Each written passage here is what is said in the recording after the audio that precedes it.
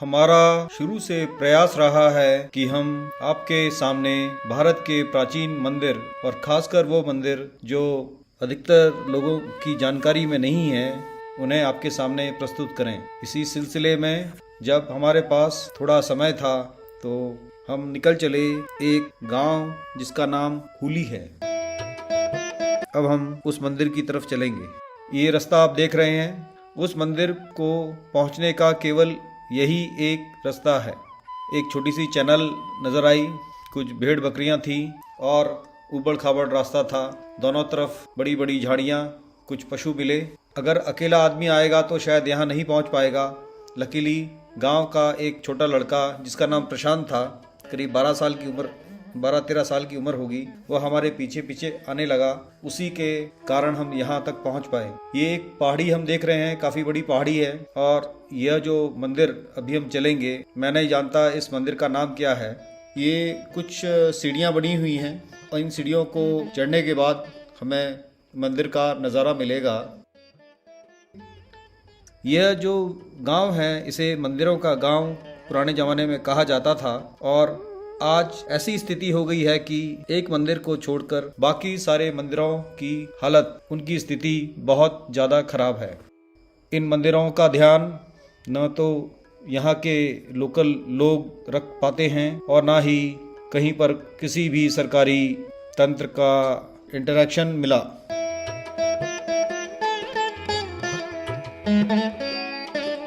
यह जो प्राचीन मंदिर है ये टिपिकल चालुक्यन स्टाइल के पिलर्स नज़र आते हैं और यह एक सिंगल मंदिर नहीं है, यह एक बड़ा टेम्पल कॉम्प्लेक्स है। और मुझे तो यह पुराने समय में ऐसा लगता है कि यहाँ पर काफ़ी लोग रहते थे और हो सकता है यहाँ पर एक छोटी यूनिवर्सिटी या स्कूल जरूर रहा होगा। प्रोबेबली इसे हम एक अग्रहारा, पुराना अग्रहारा का रूप लगता है मुझे। सच क्या है मैं नहीं जानता। यह जो सामने एक छोटा सा स्टेप टैंक बना हुआ है, बारिश का पानी इकट्ठा करने के लिए शायद बनाया गया होगा। इसके दाएं तरफ एक गुफा है, उसमें हम बाद में जाएंगे। और यह सुंदर प्राचीन मंदिर हमारे सामने है। इसकी छत कई जगह से टूट गई है। पिलर्स बहुत ही सुंदर हैं, टिपिकल वेस्टर्न चालुक्यन आर्किटेक्चर मुझे लगती है।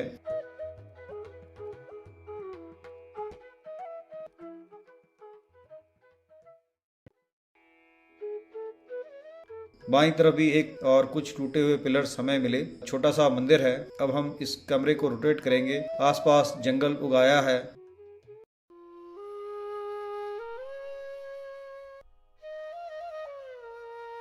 लेफ्ट साइड में ये जो गुफा जैसी नजर आ रही है, यह पहाड़ के अंदर बनाई गई है। काफी बड़ा हॉल है, इसमें हम थोड़ी देर में जाएंगे। मंदिर के टूटे हुए पिलर्स हमें नीचे नजर आ रहे हैं, लेकिन हम जैसे ही मंदिर में प्रवेश करेंगे तो उसकी भव्यता हमारे सामने आ जाएगी।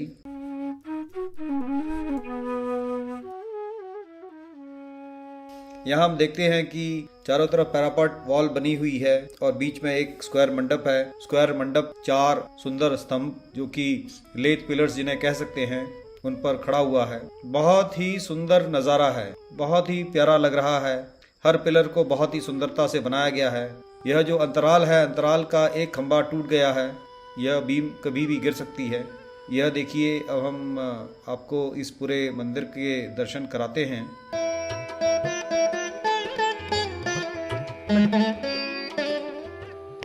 पहाड़ के कुछ पत्थर नीचे गिरे हैं। यह पहाड़ जो है सैंडस्टोन का पहाड़ है और इसी पहाड़ को काटकर शायद ये सैंडस्टोन के पिलर्स बनाए गए थे। कुछ पिलर्स सैंडस्टोन के हैं और कुछ पिलर्स प्रोबेबली ब्लैक स्टोन या क्लोरेटिक शिस्ट मुझे लगता है उसके बने हुए हैं।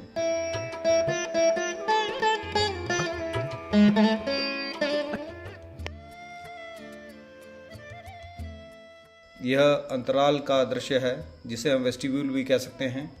उसके ऊपर कोई गजलक्ष्मी की मूर्ति नहीं मिली, लेकिन जब हम अंदर जाएंगे तो गर्भगृह के द्वार पर बहुत सुंदर नक्काशी हो रही है और यहाँ पर हमें गजलक्ष्मी की मूर्ति मिलती है, जो कि गजलक्ष्मी जी के दाएं और बाएं तरफ 2 हाथी हैं जो उन्हें पुष्प वर्षा कर रहे हैं। यहाँ पर विभिन्न प्रकार के पशु, खासकर गाय, भैंस, बैल, बकरी अलग अलग तरह के पशु नज़र आते हैं। इन सब के जो सिर हैं वो अलग अलग पशुओं और पक्षियों के हैं, लेकिन शरीर एक घोड़े जैसा नज़र आया मुझे। यहाँ पर हमें कुछ आकृतियाँ नज़र आईं, कुछ फ्लोरल प्रिंट्स हैं। जो फ्लोरल स्क्रॉल नज़र आ रहा है उसके बीच में जो व्यक्ति बने हैं वो सभी कोई न कोई वाद्य यंत्र को बजा रहे हैं।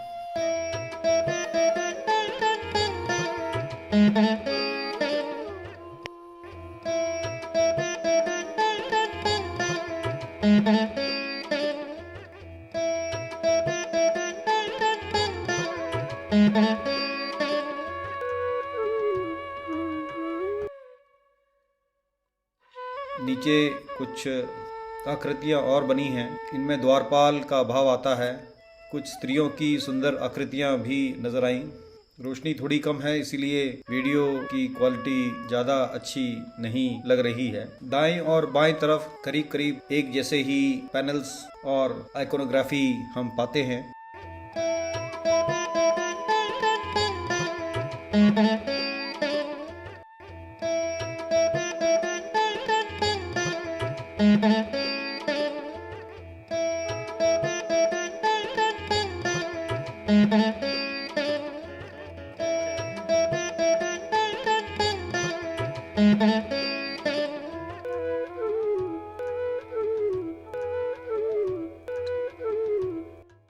यहाँ एक हमें हाथी, घोड़े, बैल, इस तरह के कुछ पशु, जिन पर हर पशु पर 2 व्यक्ति बैठे हुए हैं, और एक पशु जो है, एक मनुष्य को भी पशु के रूप में दिखाया गया है, उसके ऊपर भी 2 व्यक्ति बैठे हैं। आकृति बहुत सुंदर है। यह दृश्य है गर्भगृह से बाहर का। रोशनी बाहरी मंडप में अधिक थी, इसीलिए जो लाइट के पैटर्न्स बन रहे हैं और सैंडस्टोन का जो भाव है बहुत ही सुंदर लग रहा है।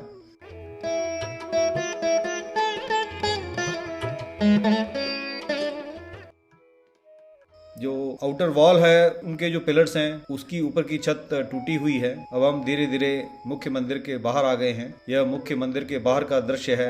कुछ टूटे हुए खंबे, पिलर्स हमें यहाँ मिले, और यहीं पर एक पहाड़ के नीचे एक गुफा बनाई गई है और उस गुफा को एक हॉल का रूप दिया गया है। ऊपर आप पहाड़ को देख सकते हैं। चलिए अंदर चलते हैं।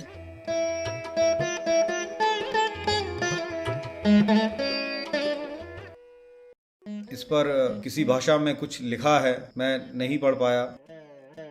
यहाँ इन्होंने पहाड़ के साथ ही कुछ खंबे लगाए हैं और ऊपर बीम्स भी लगाई हैं। हमारे कन्नड़ साथी अगर इसे पढ़ पाएं जो कन्नड़ में लिखा है। यह हॉल प्रोबेबली लोगों के रहने के लिए बनाया गया होगा। बाहर का दृश्य है। मुझे समहाउ ऐसा लगता है कि यह मंदिर एक समय में एक स्कूल रहा होगा, जहाँ पर लोग स्टूडेंट्स आकर पढ़ाई करते होंगे।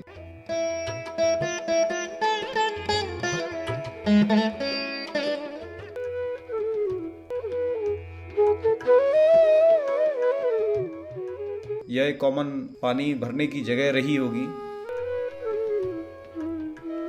यह वही दृश्य है मंदिर का। इसके मंदिर के पीछे की तरफ जाएंगे तो यहाँ पर और कुछ लोगों के रहने के स्थान बने हुए हैं।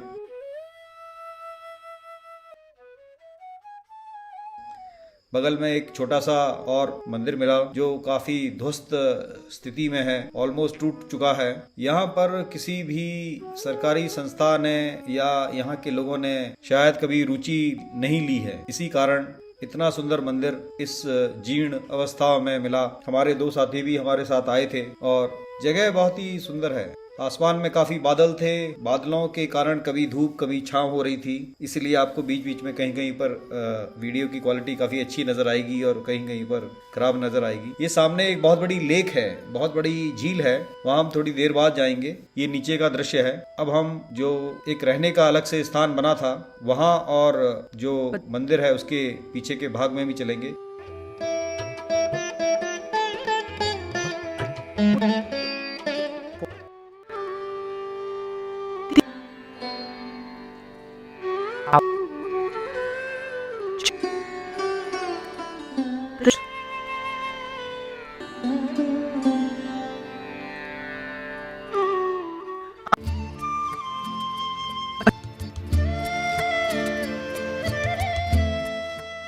यहाँ से पहाड़ी का लुक बड़ा क्लियर नज़र आता है। सैंडस्टोन की यह पहाड़ी, शायद इसी पहाड़ी के पत्थरों को लेकर ये सैंडस्टोन की बीम्स और पिलर्स बनाए गए हैं। यह साइड का व्यू है मंदिर का। बहुत ज़्यादा वेजिटेशन थी, बबूल के बहुत सारे पेड़ थे।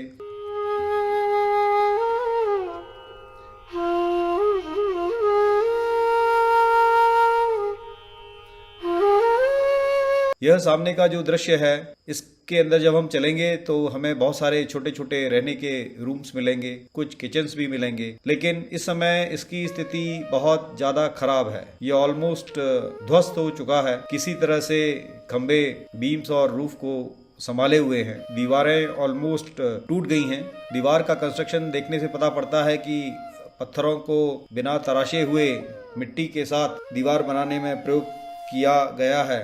ये एक समय में यहाँ छोटे छोटे रूम्स रहे होंगे।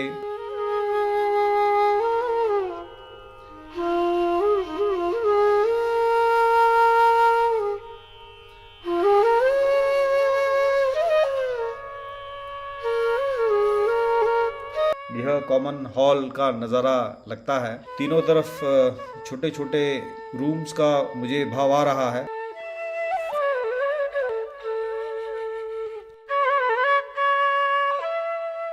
पीछे हम एक झील को देख सकते हैं। इस हॉल की जो दीवारें हैं, रूम्स की जो दीवारें हैं, पत्थरों की बनी हुई थी, जिनकी चिनाई गीली मिट्टी से की गई थी। यहाँ पर कुछ पुरानी जली हुई लकड़ियाँ मिली। इससे लगता है यहाँ पर शायद कभी भोजन भी बनाया जाता होगा। यहाँ सामने हमें 2 मंदिर नज़र आ रहे हैं। एक मंदिर का नाम अंधकेश्वर है, उसी के बगल में एक दूसरा मंदिर है, वह भी काफ़ी बुरी स्थिति में है।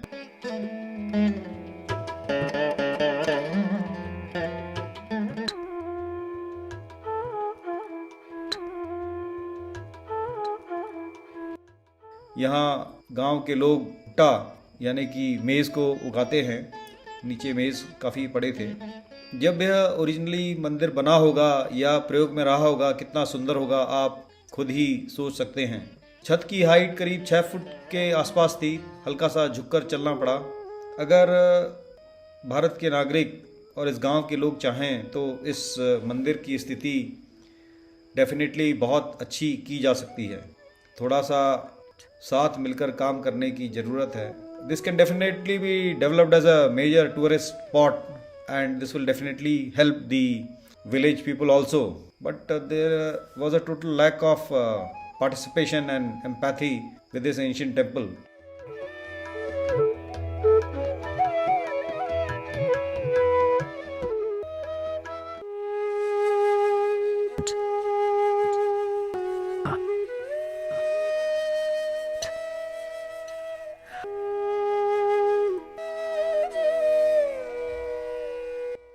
ये गर्भगृह का दृश्य है। बाहर से पूरी तरह से खराब हो चुका है। हर तरफ जंगल उगा हुआ है। बहुत कम लोग यहाँ पर आते होंगे, ऐसा मेरा मानना है। ऑलमोस्ट हर चीज टूट रही है, गिर रही है, लेकिन अभी भी समय है। अगर अभी भी लोग साथ में आ जाएं तो यह प्राचीन मंदिर बच सकता है। मुझे इस मंदिर की लोकेशन बहुत ही अच्छी लगी। इस मंदिर को किसने बनाया, कब बनाया, कोई जानकारी नहीं है। इस मंदिर का नाम क्या है यह भी मैं नहीं जानता, लेकिन एक चीज़ जरूर है कि एक समय में यह मंदिर बहुत ही सुंदर रहा होगा। चलिए, वीडियो काफ़ी लंबा हो गया है और अब इसे समाप्त करने का समय आ गया है। यह एक छोटा सा मंदिर जो हमने आपको पहले दिखाया था। हम लोग ऐसे क्यों हैं? Why can't we take care of our temples? I do not understand. Anyway, आपने वीडियो देखा, आपको अगर अच्छा लगा होगा तो आप इसे अपने मित्रों और परिवार वालों के साथ शेयर कर सकते हैं।